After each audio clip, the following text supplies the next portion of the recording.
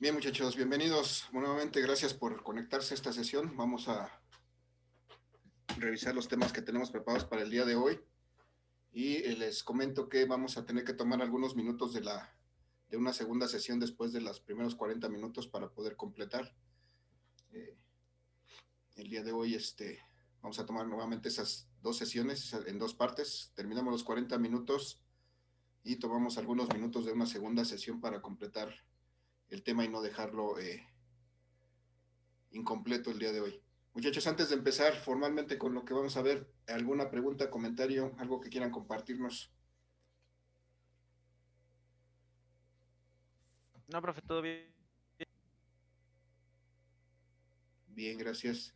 Por ahí, si hubiera problemas con mi audio, por ahí hicieron algún comentario en la asistencia. Si hubiera problemas con mi audio, me ayudaría más si los hicieran el comentario en el transcurso de la clase, en el momento que se esté presentando, por favor.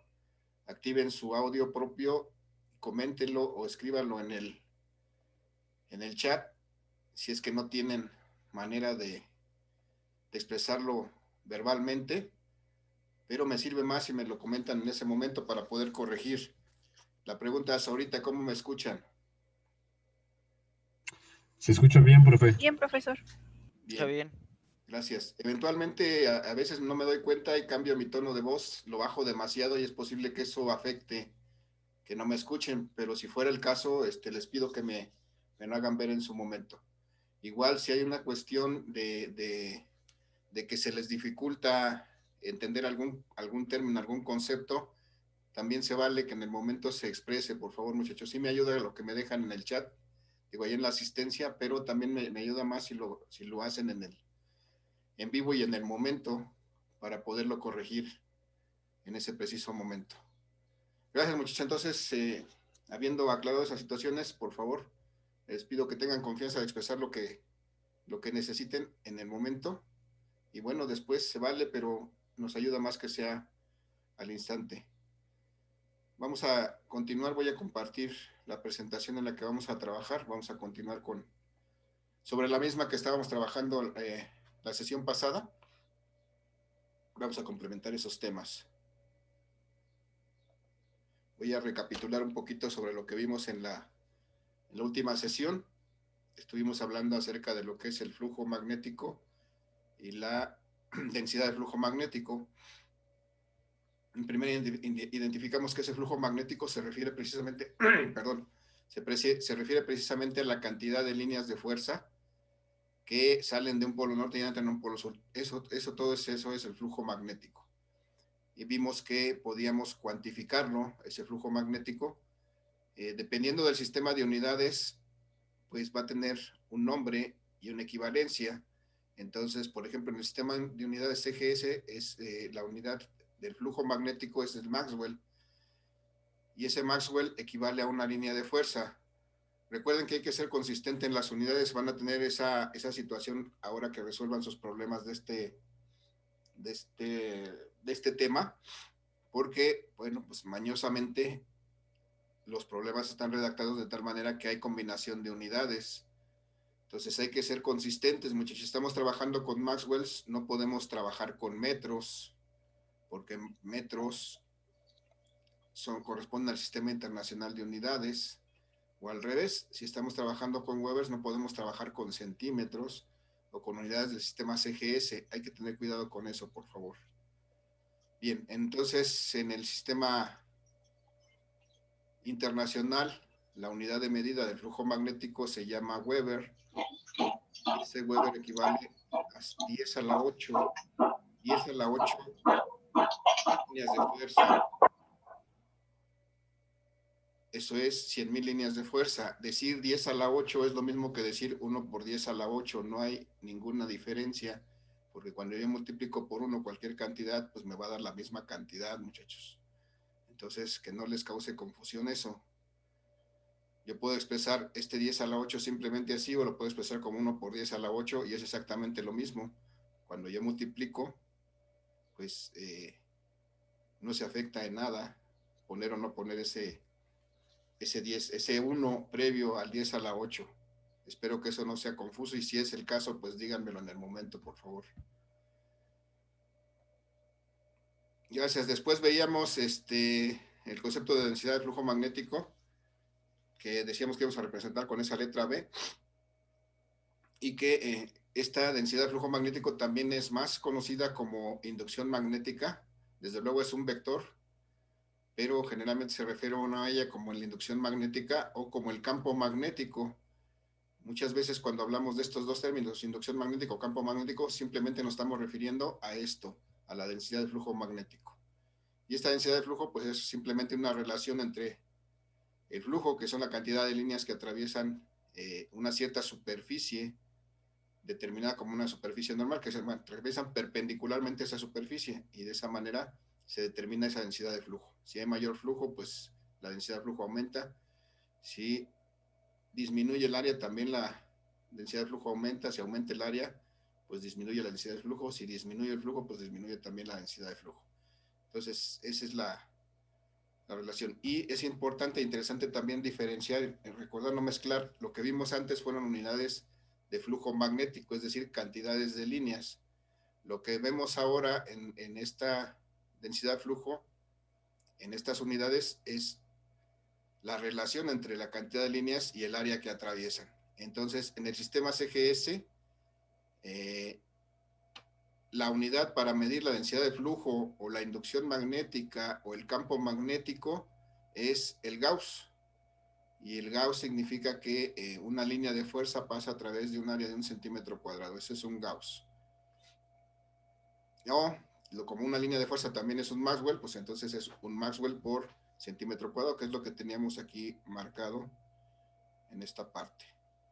Aquí tenemos un área de 1 centímetro cuadrado que está siendo atravesada por un Gauss, digo, por un Maxwell, por una línea de fuerza, y entonces eso es un Gauss. Y para el sistema internacional, la unidad de densidad de flujo magnético, o también llamada inducción magnética, o también llamada simplemente campo magnético, es el Tesla, que es una de las unidades que más comúnmente vamos a usar. Y se refiere que el Tesla a que cuando pasan por aquí, por esta área, que tiene una dimensión de 1 metro cuadrado, porque tiene 1 metro por lado, por esta área pasan tanto como 10 a la 8 líneas de fuerza. Entonces aquí lo que tenemos es una densidad de flujo de un Tesla. Por eso, y como estas 10 a la 8 líneas de fuerza son un Weber, entonces también un Tesla son un Weber por metro cuadrado. Y finalmente veíamos que para determinar el campo magnético, la inducción magnética o la densidad de flujo magnético, cualquiera de las tres cosas que me refiero es lo mismo. Si es que la superficie que atraviesan esas líneas de fuerza no es perpendicular al flujo, sino tiene alguna inclinación con respecto al flujo, pues tengo que modificar mi ecuación y afectarla por el seno del ángulo que forma la superficie que está siendo atravesada por el flujo con ese flujo exactamente. Y entonces de esa manera puedo determinar el flujo para una superficie que tenga una inclinación determinada con respecto al flujo. Muchachos, si necesito calcular, bueno, aquí esto es directo, esto es para calcular la densidad de flujo, pero si eventualmente lo que tengo es este dato como, esta densidad de flujo como dato, y lo que me piden es el área, o lo que me piden es el ángulo, o lo que me piden es el flujo, pues habrá que despejar de estas ecuaciones lo que corresponda, y de esa manera resolver. Muchachos, hasta aquí, bueno, hicimos el ejercicio en la sesión pasada de determinar la densidad de flujo, para este caso de esta área de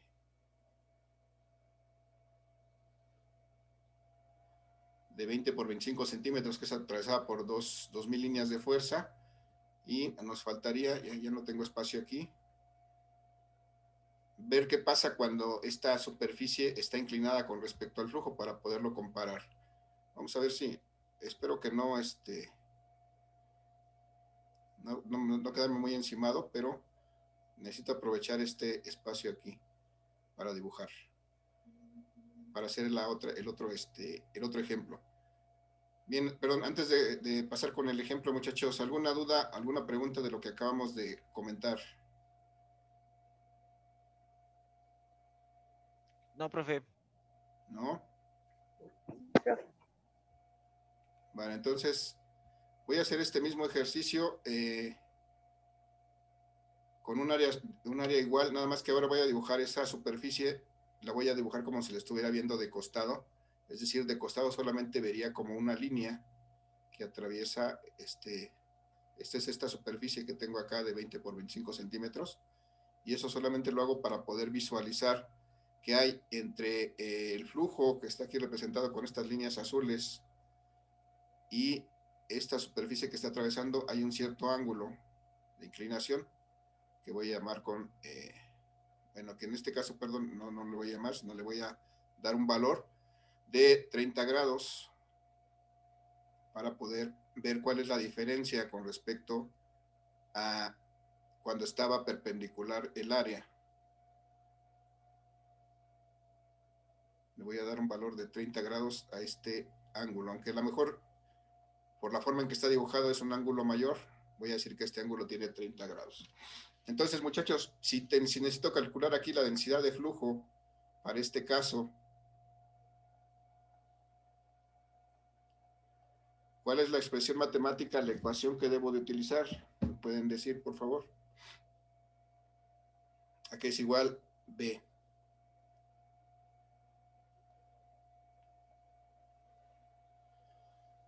Muchachos, ¿sí, siguen ahí? Eh, eh, no recuerdo el nombre del símbolo que tiene el colorcito verde que puso profesor, Se llama pero es phi. ese, el phi y área por seno de teta, bueno, del ángulo, sobre seno. Bueno, eso. Sí, se llama phi, pero lo que representa es un flujo, el flujo magnético. Entonces, puedo decir flujo sobre área por el seno del ángulo. Muy bien, gracias, Ayelen. Entonces, ya tengo ahí la expresión. Ya veo que el flujo pues, es el mismo que estábamos manejando en el primer ejemplo de 2000 Maxwells o líneas de fuerza. Vamos a comparar cómo cambia esta densidad de flujo cuando se inclina la superficie que atraviesa. Entonces son 2000 Maxwells y entonces el área es la misma, pues vamos simplemente a sustituir valores para ver cuánto cambia esta densidad de flujo. Entonces son 2000 Maxwells, que son 2000 líneas de fuerza los que están cruzando esta superficie, divididas entre el área que nuevamente como es un rectángulo de 20 centímetros por 25 centímetros,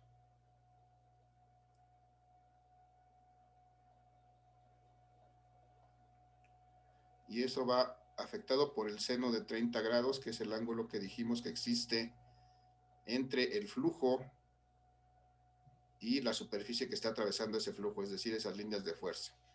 Entonces, voy a continuar aquí. Si hago esta operación, tengo que son 2000 Maxwells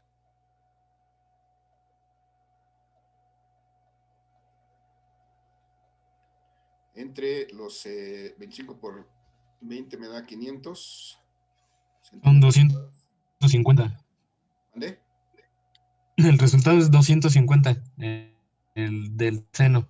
Bueno, la multiplicación por el seno Ajá, sí, de 30. porque el seno de 30 es 0.5, ¿no? Y entonces ahora sí me quedan que son los 2000 por 2000 Maxwells divididos entre 250, como nos decía el compañero, efectivamente. 250 centímetros cuadrados. Y ahora sí, si hacemos esta operación, me quedan 200 entre 25, esto me da igual a 8 Maxwells por centímetro cuadrado. Es decir, 8 líneas de fuerza por centímetro cuadrado. O 8 Gauss, que es lo que significa Maxwells por centímetro cuadrado, Gauss. Ahora quiero que observen ¿Cuál es la relación entre este resultado y el primero que obtuvimos? ¿Alguien la ve? Déjame quitar de aquí. ¿Sí la ven, muchachos? Es esta. Este fue el primero que obtuvimos.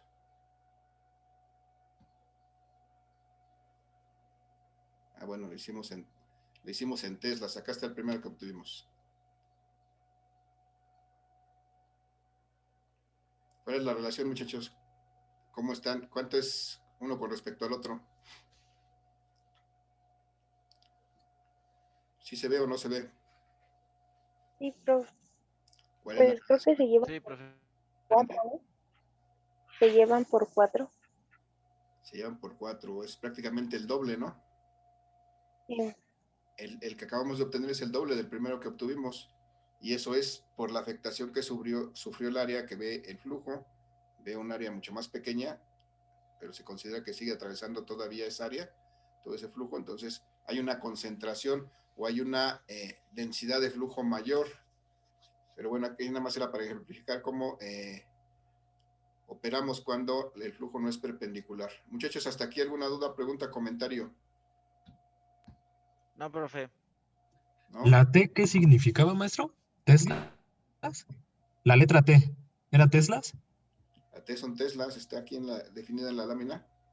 Un Tesla es un Weber por metro cuadrado. Ah, gracias, profe. Y eso está referido al sistema internacional de unidades. De hecho, es el que más comúnmente vamos a estar usando. Vamos a hablar más comúnmente de Teslas que de Gauss, por ejemplo. Vamos a hablar más comúnmente de Webers que de Maxwells. Pero bueno, vamos a seguir, muchachos. Entonces, habíamos empezado a hablar incluso en la sesión pasada de esto que es la permeabilidad magnética. Si recuerdan, habíamos comentado que es esa facilidad con que las líneas de fuerza o las líneas de campo magnético atraviesan un material o la facilidad que permite que da un material para que esas líneas de fuerza atraviesen a través de él, o líneas de flujo. Y entonces puede haber una permitividad absoluta, que veíamos aquí, aquí están expresadas sus unidades, pero que me da la idea de qué tan fácil tiene un valor numérico y me dice qué tan fácil pueden pasar las líneas de fuerza magnética. En este caso, todo material tiene una permeabilidad absoluta diferente, cada material tiene su propia permeabilidad absoluta diferente, que es determinado pues, por las características propias de ese material o de esa sustancia. Pero las unidades que tiene esta permeabilidad están todas expresadas aquí. Puede tomar, dependiendo de dónde vayamos a usar esta permeabilidad, puede tomar alguna de estas 3 unidades y todas son equivalentes. Si hiciéramos el análisis dimensional de estas unidades, veríamos que es exactamente lo mismo. Pero ahorita no nos vamos a preocupar por eso.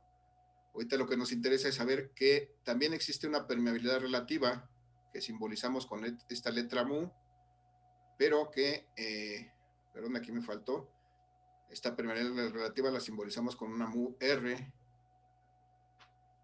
que me dice que es la relativa, y me dice que es una cantidad dimensional. Platicamos que una cantidad dimensional es una cantidad que no tiene unidades.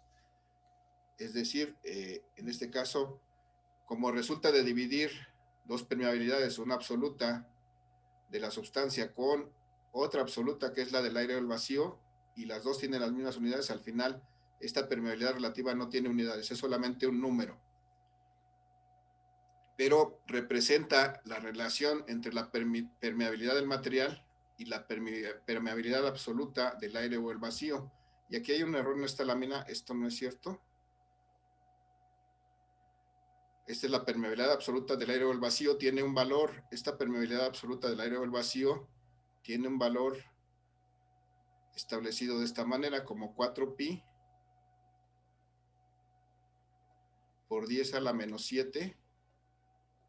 Ese es el valor numérico de esta permeabilidad del aire o el vacío, y sus unidades pues, son cualquiera de estas 3 que vimos del lado izquierdo, pero su valor numérico es 4pi por 10 a la menos 7. Y entonces lo que debe decir aquí es que la permeabilidad relativa del aire o el vacío es igual a la unidad. Es así, porque resulta de dividir este valor por el mismo, entonces por eso da la unidad. Esto también es importante recordarlo. Entonces, la permeabilidad relativa del aire o el vacío es 1. La de cualquier otro material podrá ser diferente, muy cercana o muy lejana, pero será diferente a la del aire o el vacío. ¿Hasta ahí, muchachos? ¿Alguna duda, alguna pregunta? ¿Comentario? Todo bien, profe. ¿Objeción? ¿Se puede objetar también? No, profe. ¿No? Vale. Entonces, muchachos, vamos a ver del lado derecho, vamos a ver de qué nos sirve saber esto. Bueno, vamos a tratar de aterrizarlo un poquito. Del lado derecho tengo 3 pares de imanes enfrentados entre sí. Voy a analizar primero el primer par de imanes. Está el polo norte de un imán frente al polo sur de otro. Y entonces, pues las líneas de campo magnético, de fuerza magnética, pudieran ir en 2 direcciones. A lo mejor algunas regresan y se van hacia su propio polo sur, pero como está cercano a otro imán, hay la tendencia que las líneas de campo magnético pasen del polo norte de un imán al polo sur de otro imán, o sea, que pasen de este norte a este sur, y lo harían desde luego por el camino más corto, las que pudieran, es decir, por las caras de este polo a las caras de este polo. Pero si nosotros introdujéramos, pusiéramos en medio de esos 2 polos magnéticos algún material que se interpusiera en el camino de esas líneas de campo magnético, voy a tratar de dibujar eso aquí. Estoy poniendo un material que se interpone en el camino que normalmente seguirían las líneas de fuerza magnética de este polo a este polo, pues pueden ocurrir varias cosas. En este caso vamos a pensar que lo que pasa con este material que yo coloco ahí es que las líneas que normalmente pasarían directamente del polo norte al polo sur, bueno, sufren una desviación y entonces llegan al polo sur. Bueno, vamos a dibujarlas así, aunque realmente serían más que cuadraditas, serían... Sí, entonces, si se dan cuenta, este material de alguna manera afecta la trayectoria de esas líneas de fuerza. Desde luego habrá algunas que pasen por el aire directamente, porque esto pasa en todas dimensiones. Igual aquí habrá algunas que busquen el camino rodeando el material por abajo, y habrá algunas otras que pasen directamente del polo norte al polo sur. Bien, muchachos, entonces lo que quiero que veamos es esta parte del centro. Vemos que existe una desviación de esas líneas de fuerza magnética. Y cuando eso pasa, lo que ocurre con ese material que está entre los 2 polos, sufre una pequeña, como si fuera una pequeña repulsión. Es decir, esas líneas que no pasan por ahí, lo que hacen es repelerlo débilmente. Y entonces, este tipo de materiales que hacen ese efecto con las líneas de fuerza o de campo magnético reciben un nombre. El nombre de estos materiales es, voy a escribir aquí arriba,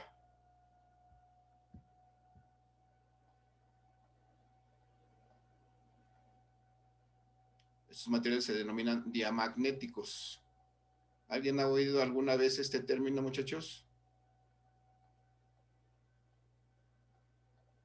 No, profe. No, profe. Bueno, ya lo escucharon por primera vez. Entonces, un material diamagnético es aquel que de alguna manera dificulta el paso de las líneas de fuerza magnética a través de él. No sé, voy a tratar de ejemplificarlo aquí un poquito. Si ven aquí mis imanes en mis dedos, cuando están en el aire, pues se atraen con cierta fuerza.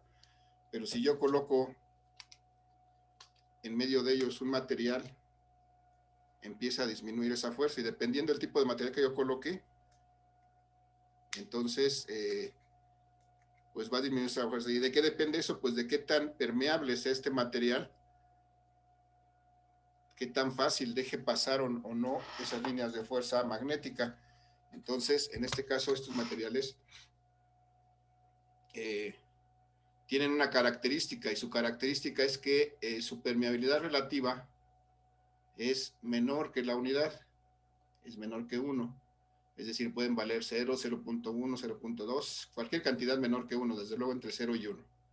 Entonces, esa es la característica de los materiales diamagnéticos. Es decir, la relación que obtenemos de su permitividad absoluta con la permitividad del aire o el vacío es menor a 1. Y físicamente esto es lo que ocurre. Voy a hacer entonces, para un segundo caso, por ejemplo, si entre este par de imanes hubiera otro material diferente que se interpusiera de alguna manera en el camino de las líneas de campo magnético que tratarían de ir del polo norte al polo sur, pero cuando ponemos ese material ocurre que las líneas de fuerza o de campo magnético pues prácticamente atraviesan como si no existiera, como si fuera el aire o el vacío.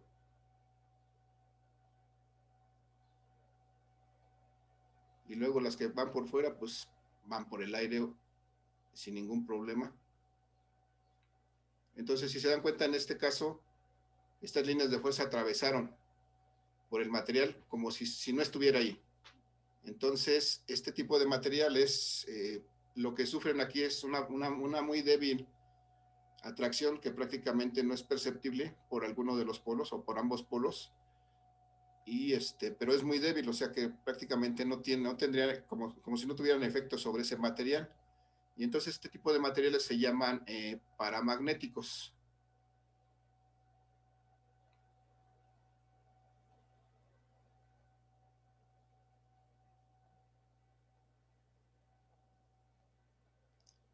Y este tipo de materiales tienen una característica, que esta permeabilidad relativa de ese material pues es aproximadamente igual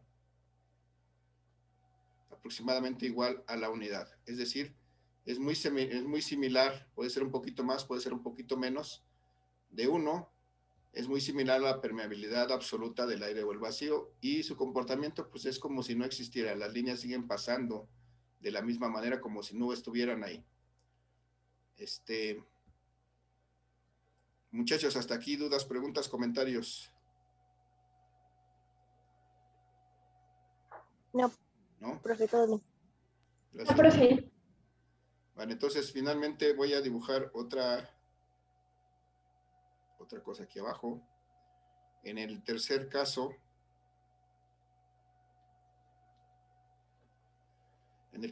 voy a dibujar otra vez. Voy a poner aquí un material que se interponga en el camino de las líneas de fuerza magnética que van a pasar normalmente del polo norte al polo sur.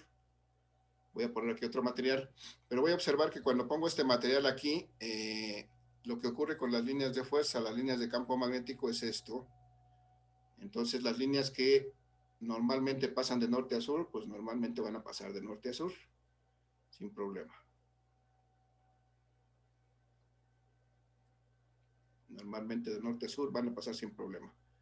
Bueno, aquí tendría que poner sus puntitas de flecha indicando la dirección, pero ya sabemos que las líneas de fuerza, por definición, van de norte a sur siempre. Y entonces, pero ocurre que las líneas que normalmente tendrían que irse por el aire, porque esa es su trayectoria regular, harían esto. En lugar de irse por el aire, buscarían el camino a través de este material, porque se les hace más fácil pasar a través de este material que por el aire. Entonces, lo mismo ocurriría con los que están por aquí abajo. En lugar de irse por el aire, pasarían a través de este material.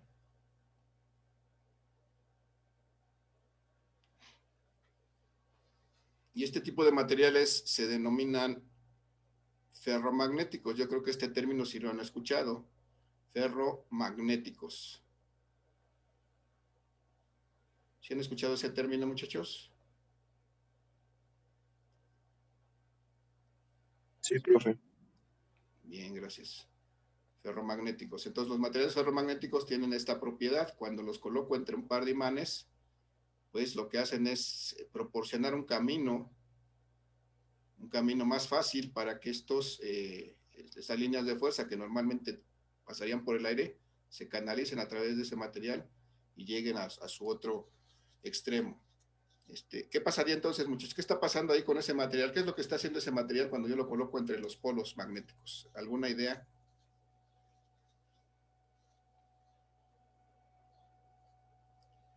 ¿Cómo le puedo llamar a eso que está haciendo ese material ahí? ¿Qué está haciendo? Cualquier idea es buena, muchachos. Exprésense, por favor.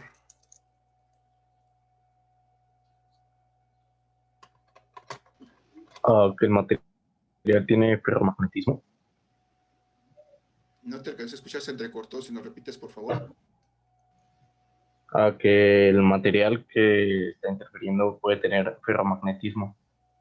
Ojalá, sí, sí tiene ferromagnetismo, pero yo me refiero que es eso que está haciendo de que pasan más líneas por él, ¿qué le ocasiona al campo magnético? ¿Qué le ocasiona qué es lo que ocasiona esa mayor concentración de líneas de fuerza magnética? Podría La ser que línea. haya, Sí, adelante. más imantación, o sea que también el objeto agarre como campo magnético, por así decirlo. Ok. Sí, lo que vemos ahí es precisamente esa concentración de las líneas. Yo creo que, Sí, adelante. A ver. pues yo creo que se están ordenando las líneas de fuerza y están haciendo, están oponiéndose. Entonces, pues por eso no se pueden juntar ni una ni el otro imán.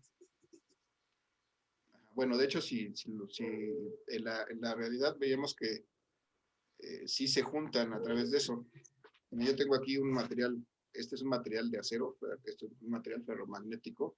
Si yo tengo aquí un imán de un lado y un imán del otro, realmente esto refuerza la fuerza que hay entre ellos. Entonces, aquí la idea, muchachos, es que como pasan, cuando yo coloco este material en medio de estos dos imanes y hago que estas líneas que normalmente serían por el aire pasen a través de este material, bueno, se concentra el campo magnético en este material. Esa es la característica de estos materiales, concentran el campo magnético. Esa es una propiedad útil y de hecho requerida para muchas aplicaciones prácticas de los imanes y del magnetismo en general, que el campo magnético se concentre, no esté disperso por todo el espacio, sino que se concentre y se pueda aprovechar su efecto. Entonces, eso es lo que hacen los materiales ferromagnéticos, concentrar el campo magnético. Y bueno, la característica que tienen es que tienen una permeabilidad relativa grande o muy grande, que es una permeabilidad relativa que es mucho mayor que la unidad, puede ser de algunas decenas a de algunos cientos, incluso miles. O sea, esta permeabilidad relativa puede ser un número del orden de los miles. Y lo que me dice eso es que, pues, qué tan fácil es, qué tanto permite, más que el aire, el paso de las líneas de fuerza o de campo magnético a través es decir, facilita el paso de las líneas de fuerza o de campo magnético a través de él. Y entonces por eso son importantes estos materiales ferromagnéticos, porque esa facilidad que dan a las líneas de campo magnético de atravesarlos nos permite utilizar su efecto en aplicaciones prácticas. Y bueno, finalmente vamos a... bueno, hasta aquí, muchachos. ¿Alguna duda, alguna pregunta? No, profe, todo bien. Bien. Lo único que vamos a ver entonces ahorita es esta tablita que bajé de internet y que se las reproduzco aquí. Me habla acerca de la permeabilidad relativa de algunos materiales. Me habla, por ejemplo, de que el hierro comercial tiene una permeabilidad relativa de 1500. Es decir, el hierro comercial es 1500 veces más permeable que el aire o el vacío. Es decir, permite 1500 veces más fácil que pasen las líneas a través de él que el aire. Entonces van a preferir las líneas pasar a través de este material que a través del aire. Y así para cualquier material. En este caso tengo un ICFSI. Esto debe ser acero al silicio o fierro al silicio, que es un material que se fabrica precisamente para aplicaciones que tienen que ver con circuitos magnéticos. y vemos que aquí tiene una permeabilidad de 1400, perdón, de 14,000, que vemos que es muy grande, y hay otras incluso mayores. Todos estos materiales que están aquí listados son materiales, seguramente son aleaciones de hierro, aceros, pues, que son preferidos y usados precisamente por su característica de facilitar el paso de las líneas magnéticas a través de ellos y por eso tener una aplicación práctica y útil. Estos materiales son, por ejemplo, con los que se fabrican las laminaciones de los transformadores, muchachos. Un cargador que tienen en la mano para su celular, seguramente dentro tiene un pequeño transformadorcito que tiene seguramente un núcleo con laminitas de alguno de estos materiales. Y entonces eso permite también que eso se haga cada vez más pequeño y sea más eficiente. Entonces, pues esta es la importancia de que los materiales tengan cierta permeabilidad. Muchachos, se va a acabar la sesión. Nos queda un minuto escaso. Vamos, después de que termine la sesión, vamos a la pausa de los 2 minutos y nos volvemos a conectar, por favor, con el mismo link. Para aprovechar los 40 segundos que nos quedan, ¿alguna pregunta, alguna duda, comentario? Todo bien, profe. Bien, gracias. Entonces, ahorita que regresemos a la sesión, vamos a analizar el último tema del día de hoy. Entonces, pues lo que nos tome ese tema, si nos toma toda la sesión, pues, de modo, será los 40 minutos. Si no, en cuanto terminemos, cerramos la sesión del día de hoy. Muchachos, entonces, los veo en 2 minutos, por favor. Nos reconectamos con el mismo link. Vamos a dar, son 10 segundos los que nos quedan aquí. Y entonces, los veo en 2 minutos, por favor. Gracias.